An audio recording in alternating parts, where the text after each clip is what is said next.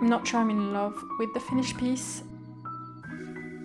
I think I'm over 20 minutes now per round.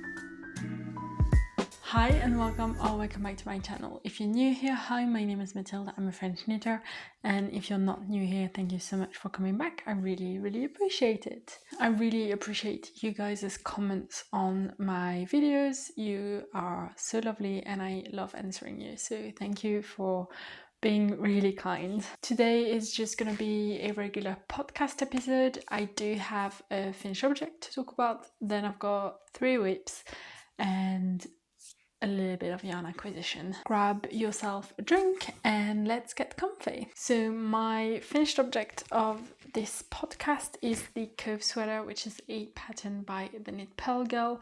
This is a test knit I'm doing for the update on that pattern. It was released, I want to say, a few years ago, and she's doing an update to the pattern, and so I had already bought the pattern, the original one, and then she came out with the test call and I decided to just, might as well test knit for her because I was going to knit it anyways, and I finished it. So this is my beautiful navy blue sweater. I will put up a, sorry if it blew out, I will put up a video of me trying it on pre-blocking and post-blocking, and you will see that the yarn bloomed a lot because half of it is superwash. So let me talk about the yarn first. I used Stroll by Amirisu, which is a Japanese yarn. It is 100% superwash merino wool, and it is in the colorway Midnight. So that was the DK weight that I held with Onling number 10, which is their silk mohair. I don't remember the exact components of that yarn, and that was in the color of very dark blue or something like that, but as always it'll be on the screen because I cannot remember out of the top of my head. My swatch didn't grow that much and I haven't measured it yet, so I need to do that for the test knit. But yeah, my swatch didn't grow, but I think in blocking this really relaxed a lot, so I hope I'm still on gauge. I think last time I was on the first sleeve. I don't remember if I had finished the first sleeve or not, but I since obviously did the second one and I blocked it, and it's really hot right now in France. It's a heat wave, so I'm not gonna be wearing this anytime soon. Hopefully in like colder evenings or colder mornings I can grab it. It's really soft, so I'm excited to wear it, but I'm not sure I'm in love with the finished piece. I think because I'm unable to actually wear it, it's a little bit tricky to tell, but there's one thing that really bothers me, and it's at the top of one sleeve, and I think it's this one, and you can kind of see it on camera. You've got a little bump, and I don't have it on the first sleeve, but on this one it kind of really bothers me, so I might try to block it a different way to see if that fixes it. So that's one thing I don't like, and the other thing I'm not sure about is this shaping at the bottom of the sleeve.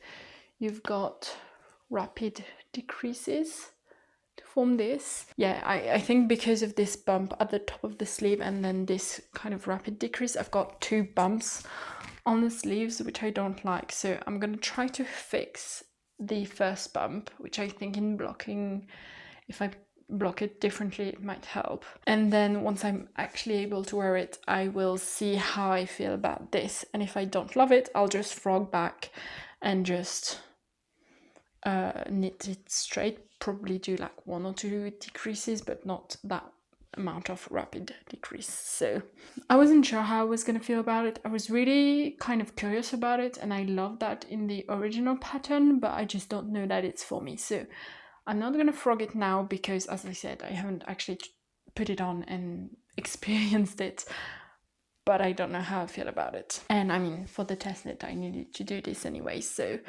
I don't think I mentioned, but I didn't knit my size for the sleeves, so I'm knitting size D, yeah, size D for this, but For the sleeves, there was an error in the numbers, and so I was waiting for Sophie to fix it before I did it.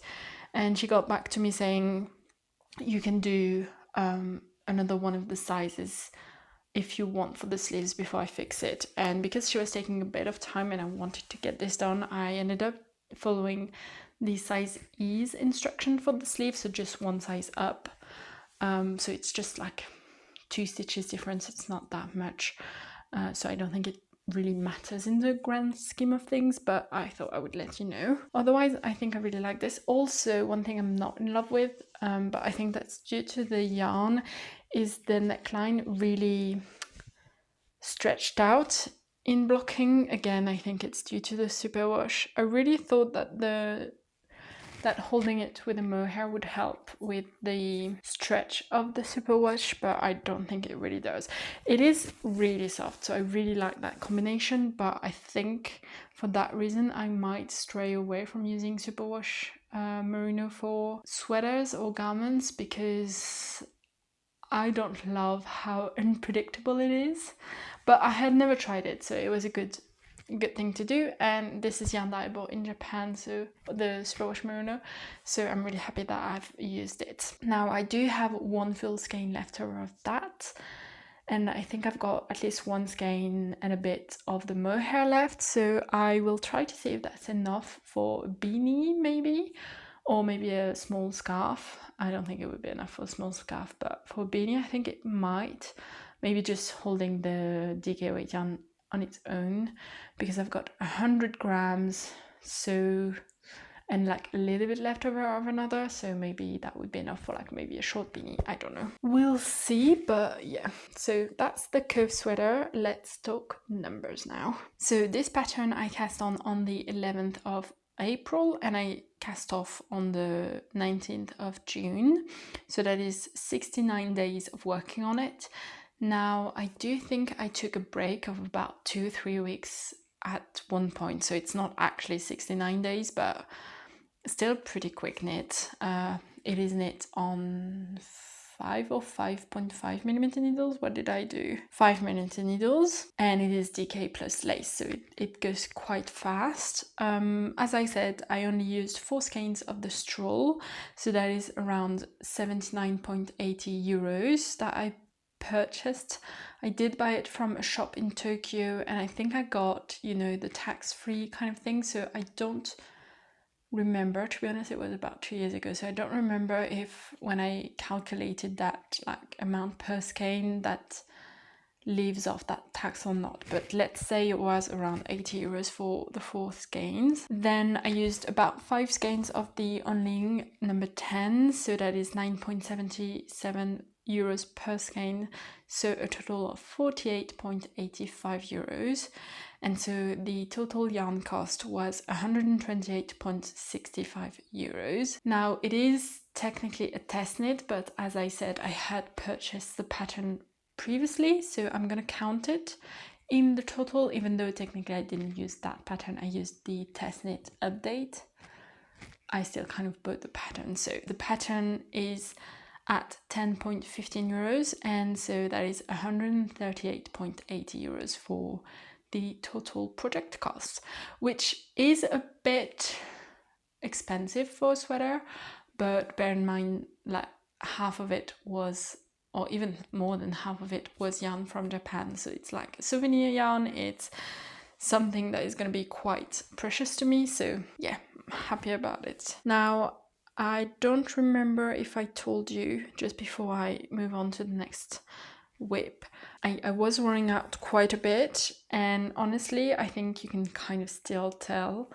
I don't know how visible it's gonna be on camera, but even though I blocked it, the top half is definitely looser, and especially at the top of the sleeve here for the short rows, it's still quite visible even post blocking. So something I'm gonna have to bear in mind if I keep knitting Continental. That was the Cove Sweater by the Knit Purl Girl. And despite the, you know, errors in the pattern, obviously it's a test knit, so it's bound to happen. I really love Sophie's formatting and way of writing. It was very clear. I highly recommend this pattern if you like the look of it. Maybe let's talk about the girl dress, which is a pattern by VertKnit. This is a gorgeous kind of wrap dress, backless A-line skirt dress, which I am knitting for a wedding I'm attending in September.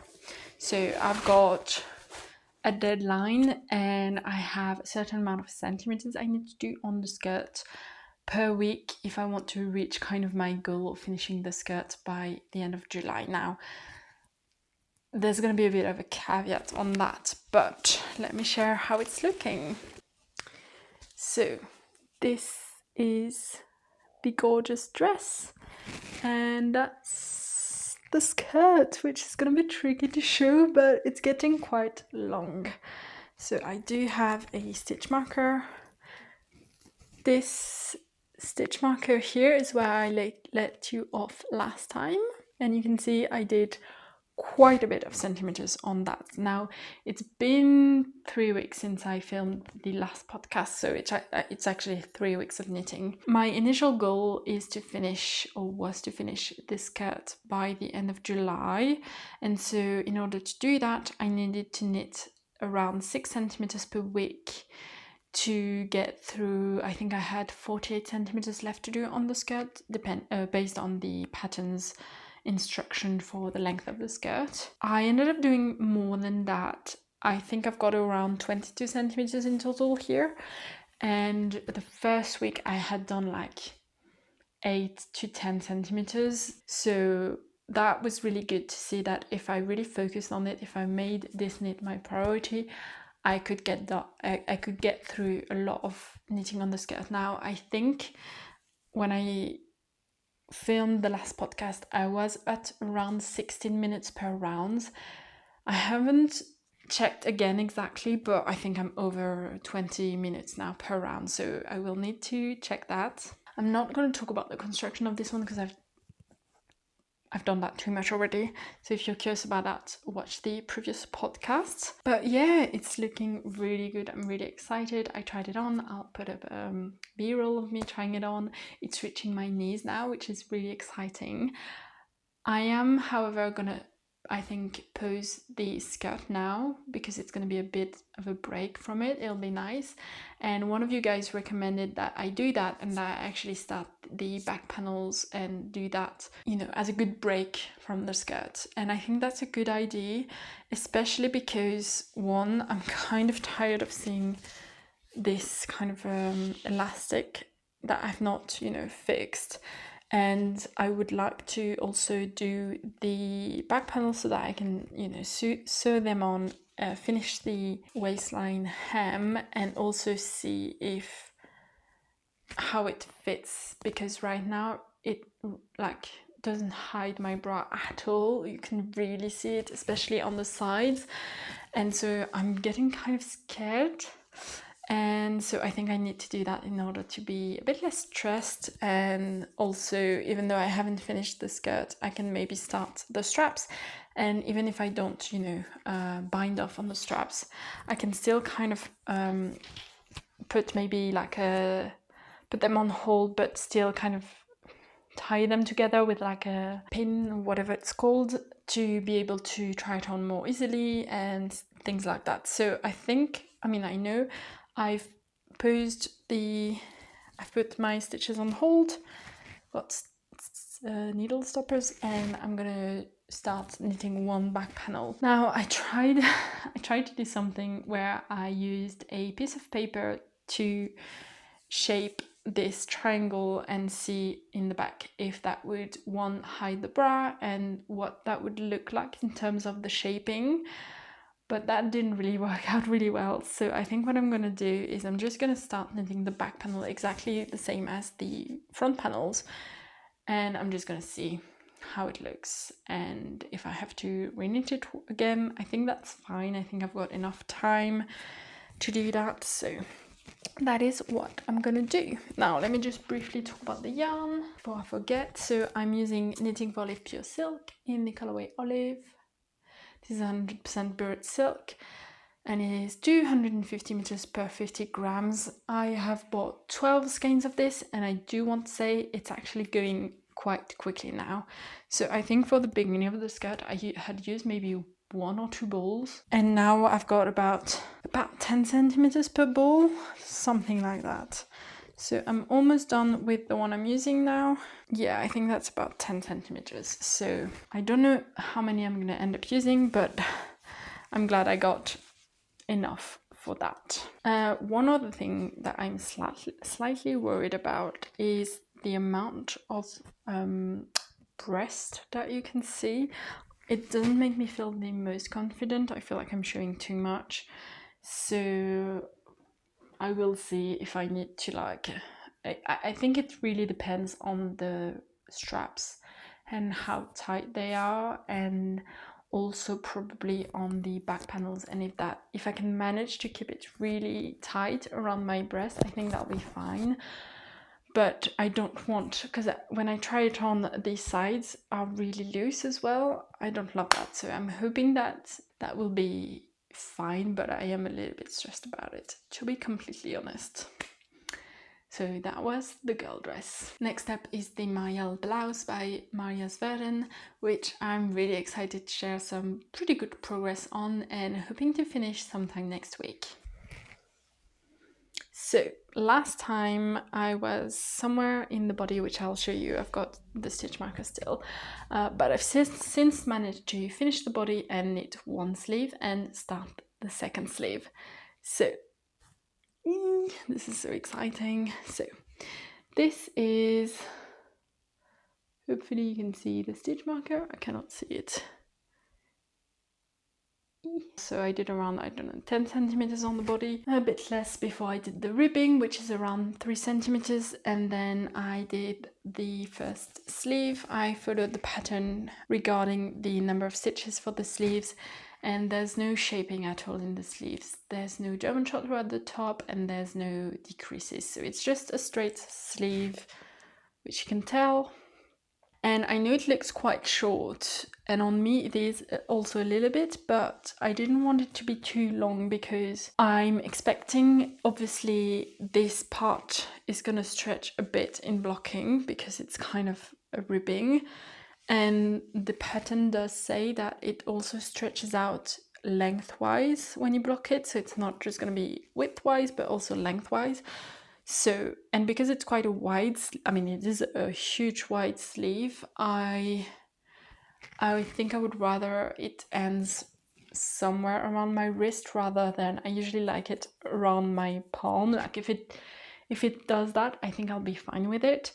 But if it can be a tiny bit shorter, I think that would be nice too. So I did debate on actually blocking it, or at least steam blocking it before finishing the first sleeve, but I was starting the ribbing on the sleeve and I really couldn't even begin to think about using the steamer because it's really hot and I didn't want to. So I just decided I'm gonna do it like this, and if post blocking it ends up being too long or too short, I can always go back and add or remove a bit. So I'm just gonna trust my gut and we'll see where that gets me. And as I said, I also started knitting the second sleeve. Obviously I'm really at the beginning of that. I've just got one pattern motif, but yeah, I'm really excited to hopefully finish it next week so that I can cast on something new, to be honest. I don't think I'm gonna unfortunately get to wear this a lot yet, although I do think in the mornings it'll be really nice when it's still a little bit chilly, and obviously not during the heat wave.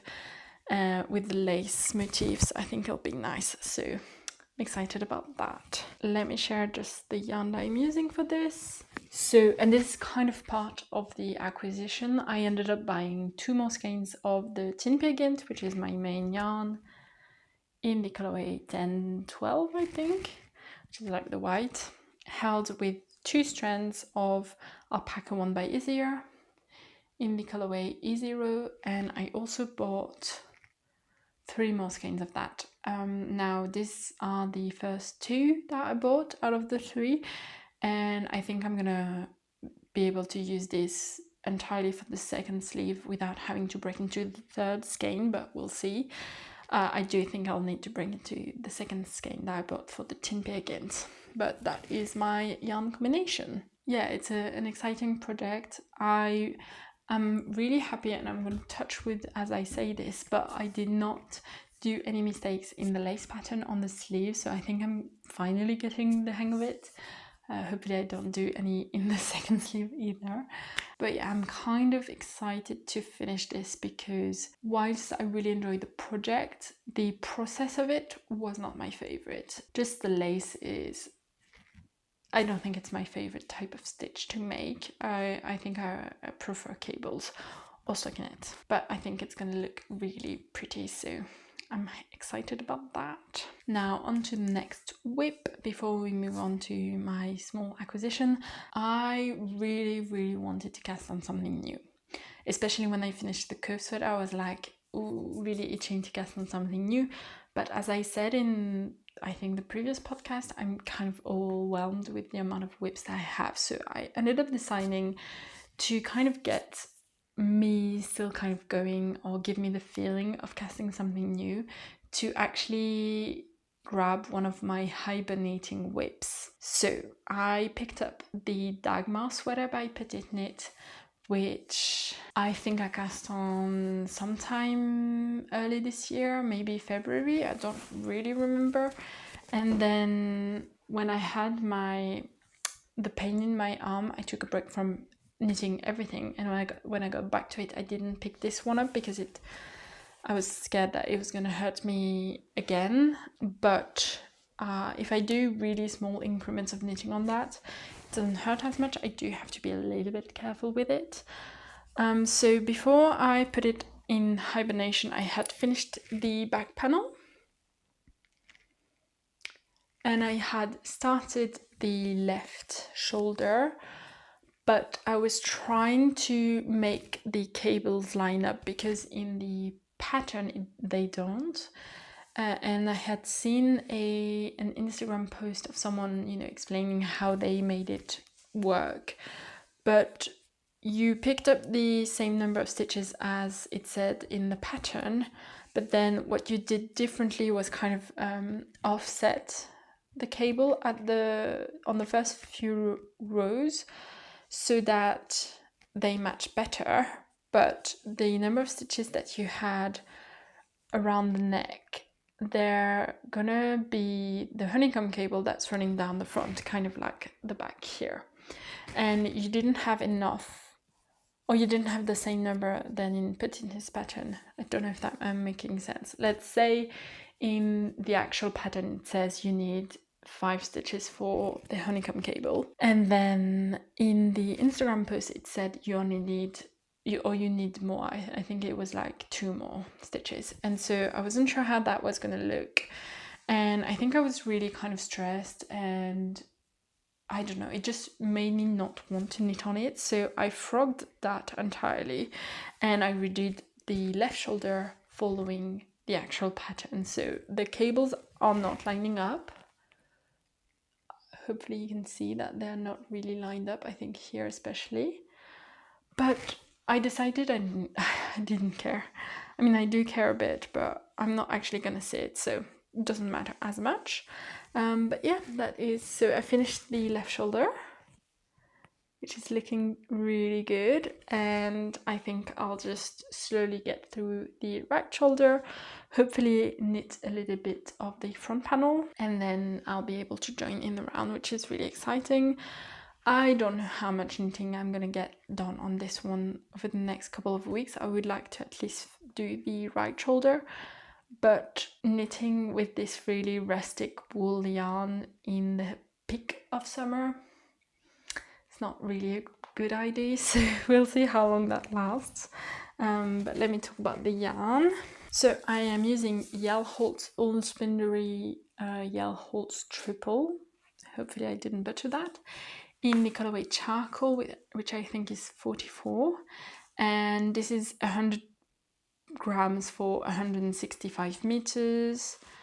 and I do not remember the composition of it, and honestly it's written in, I think, Danish, and I do not speak Danish, so yeah, but it's a really rustic yarn, and it's honestly a little bit itchy even when I'm not wearing it, so I think it's gonna be tough to wear. I'll definitely have to wear long sleeves underneath, but the cable definition is amazing, and I'm really excited to try out this yarn, which I had never tried before. That's my last whip of this podcast. I do have other hibernating whips, but they're hibernating, so we're not going to talk about that.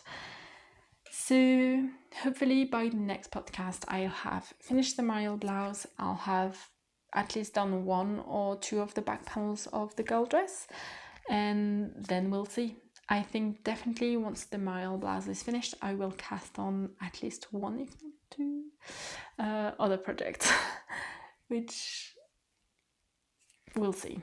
Hopefully, I mean, I'll definitely cast on at least 1, but I'm undecided on, like, I really want to cast on 2, but we'll see. Anyways, let's talk about my acquisitions. So because I was buying yarn for the Marielle blouse, I decided it was kind of dumb to put an order in for just 2 or 3 skeins, because I had to do 2 separate orders, because none of the French websites that I buy yarn from had Isager Alpaca 1, so I bought that directly from the Isager website, and so that was only 3 skeins, and I didn't really want to pay shipping for only 3 skeins, so I decided to buy also some silk mohair by Isager, and I got the color 68, which is a really lovely dark olive green. So pretty. I got enough for a sweater, obviously. And same thing for the Tynn Gynt. I bought it from one of the French websites, but didn't want to pay shipping for just 2 skeins. So I also got some Gynt in the olive green, which is it's the dark olive, and it's number 9873.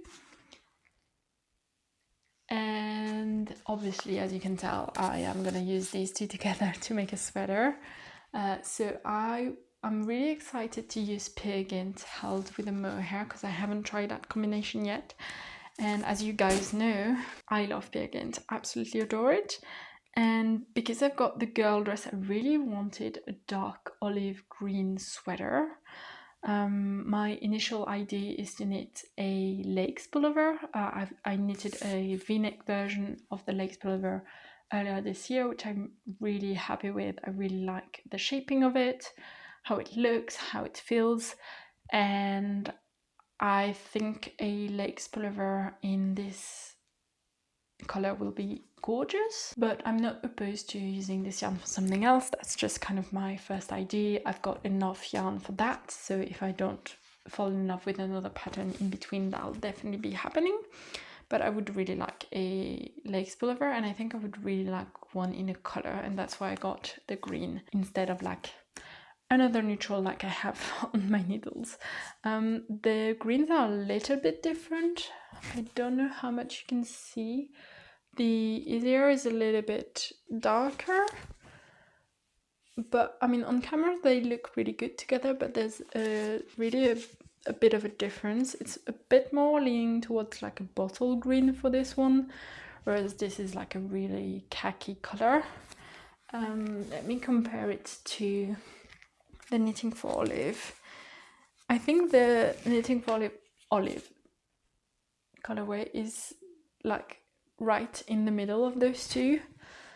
So I'm really eager to swatch to see how it melds together. I'm not going to do that right away, because that's not going to be a project soon, but yeah, I'm curious to see how they pair together. So that's it for this podcast. As I said, I've got lots of plans over the next 2 weeks. Hopefully I will have at least 1 or 2 new whips to share with you and a finished object. And that's about it for me. So let me know what you guys have been knitting on. Do you, like me, have a lot of sweaters still on the needles, or are you really leaning into summer knitting? I have to say I'm a little bit sad I don't have one summer top on the needles at the moment, because I think with this heat it would be nice to work on, which is kind of why I'm leaning towards casting on 2 whips, but yeah, we'll see. So I hope you enjoyed this video, and I'll see you in the next one. Bye!